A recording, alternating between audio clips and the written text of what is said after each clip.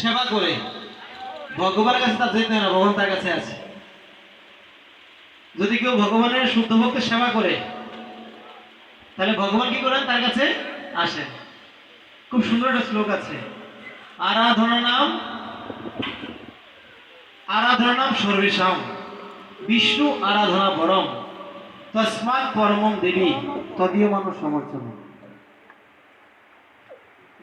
মানে আরাধনা নাম সর্বেশাম, যদি আরাধনা আমাদের সর্বশ্রেষ্ঠ হয় তো বিষ্ণু আরাধনা পরম, সবচেয়ে কার আরাধনা শ্রেষ্ঠ?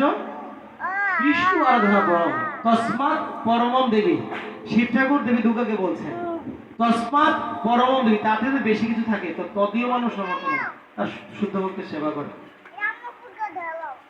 কিন্তু আমরা গ্রামগঞ্জে বিশেষ করে যে ধর্ম শিক্ষাটা পাই সেটা ভগবানকে সেবা করার শিক্ষাটাই পাই।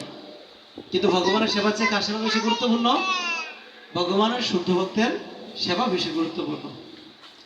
যখন কেউ সাধন ভজন করতে করতে শাস্ত্রগ্রন্থ অধ্যয়ন করতে করতে এরকম উপর স্তরে যাবে, তখন সে ভগবানের সেবা কমিয়ে দিয়ে সাধুর সেবা করবে, শুদ্ধ ভক্তের সেবা করবে।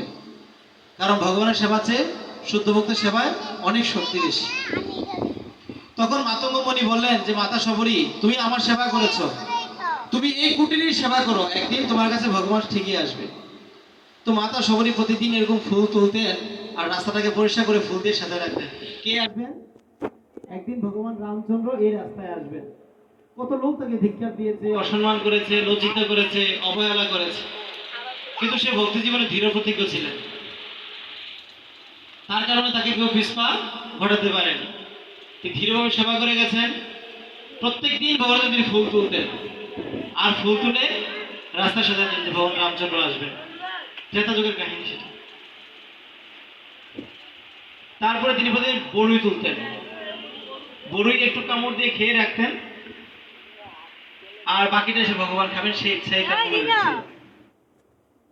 এরকম প্রতিদিন তিনি সেবা করতেন। এমন করতে করতে করতে করতে একদিন ভগবান রামচন্দ্র ঠিকই তার কাছে পৌঁছে গেলেন। সবাই মতো বৃদ্ধ হয়ে গেছেন, তখন ভালো চোখে দেখতে পান না। তিনি নিচে ফুল দিতেছেন, এমন সময় ভগবান রামচন্দ্র আসছেন। যদিও এই কাহিনীটা অনেক বড়, যেহেতু আজকে আমাদের বিষয় এটা আলোচনার বিষয় না, তো সেজন্য আমি একটা বৈষ্ণব সেবার মাহাত্ম্য বলছি, তার জন্য এই প্রসঙ্গটা টানা। কারণ এটার ব্যাখ্যাটা অনেক বড় আছে, শিক্ষাও আছে, সেটা আমরা আলোচনা করছি আর ছোট যুক্ত করছি তার সাথে। তখন রামচন্দ্র এসে বসেছেন, লক্ষণও আছেন। তখন মা শবরী কি করলেন, ভগবান রামচন্দ্রকে দিয়েছেন বড়ই খাওয়ার জন্য, আর বইগুলি অর্ধেক কামড় দেওয়া ছিল, অর্ধেক খাওয়া ছিল। তো এটা এঠো না, উচ্ছিষ্ট না, এটা না।